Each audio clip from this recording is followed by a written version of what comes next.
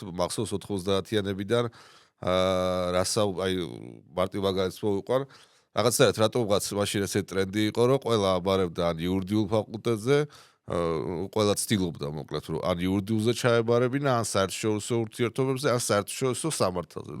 აი რატომღაც ეს სამი ფაკულტეტი იყო მაშინ ასეთი პრესტიჟული, სამი მიმართულება იქ იურიდიულთან იყო ის საერთაშორისო სამართალიც.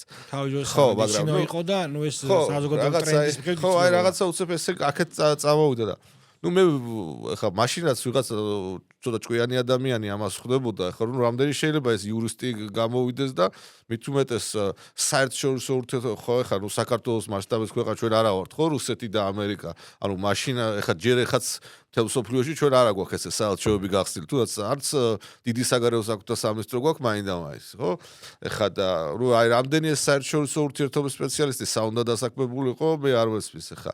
დღესაც იგივე რეალობაა სამწუხაროდ ნახევარი თუ ნახევარზე მეტი არა სტუდენტები საერთოდ არ არის საკუთარი პროფესიით დასაქმებული ხა და დღესაც აი უამრავი სოციოლოგი გამოდის, ახლა რამდენი სოციოლოგიური სააგენტოა საქართველოს, რამდენი სოციოლოგის აუცილებლობა ახლა ჩვენ დამკვირვებელი უფრო მეტი ყურებით საქმის შემსრულებელი ზოგადად გილაპი და იუგოვი და ასეთი დიდი ზომის სოციოლოგიური ორგანიზაციები ჩვენ არ გვყავს და ისედაც დასავლეთიდან ჩამოდიან ვიღაცები ამ კვლევების შესტარებად მეტწილად.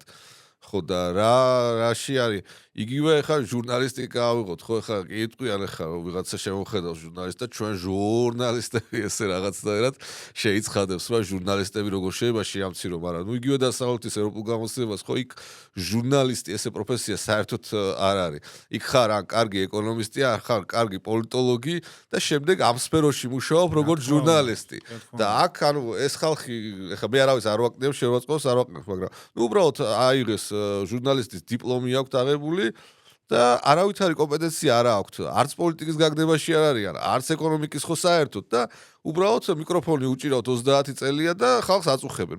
მეც ისინი ძირითადად არაფერს არ აკეთებენ. აი ეგ არის რეალობა და ამიტომ რაღაცა უნდა გავსახოთ პრაგმატულად, რა გვჭირდება, როგორ გვჭირდება. ამისთვის იყო ბაზრის კვლევა ჩატარებული არის საუბარი ბიზნესთან და ისე მოხდეს ახლა ვისაც უნდა იმ ჟურნალისტიკაში ჩაბარება კი ბატონო ჩაბარს ანუ არავინ არ უგზავნოს მას ამის გაკეთებას უბრალოდ მოემზადე კარგად და მზად იყავი რა კონკურენცია იქნება და ყველგან უნდა იყოს ეს კონკურენციის გარეშე ეხლა ეს